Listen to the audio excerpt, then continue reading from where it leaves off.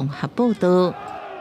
政治新闻来看，最近部分民调显示讲，国民党的侯友宜支持度已经达到第3名了。国民党立委参选人罗志强嘛画出政党轮替大联盟，讲重点是爱民进党落台，上做总统不是上重要的代志。外界认为讲伊敢是无支持侯友宜，罗志强是表示讲，政党轮替甲支持侯友宜并无冲突。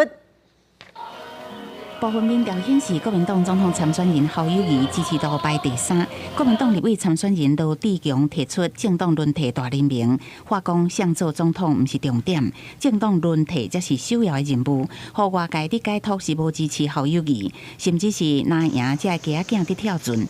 罗志强15暗时雄雄宣布取消原定16召开的倡议记者会，暗过16早起搁出来说明。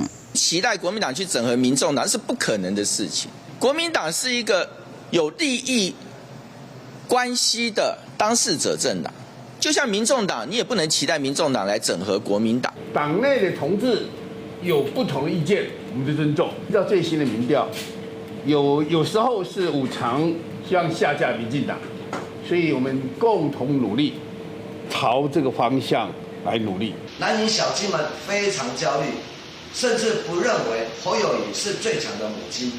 这很可能让侯友宜变成韩国瑜2.0，南宁小鸡们只好随人过性命咯。罗志强讲，政党轮替可能会因为票源分散无法度实现，整合支持政党轮替的6成选票真重要。游淑慧嘛提出，国会南北一旦有合作的空间，搁批评民进党故意误解。最好还是有2位总统候选人，或者是党对党的层级来进行洽谈，最高的战略是什么？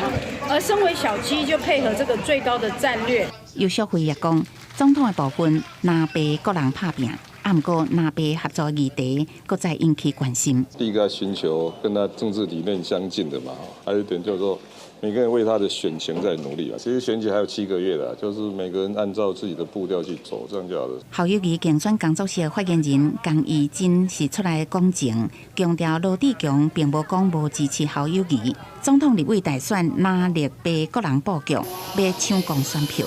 记者综合报道。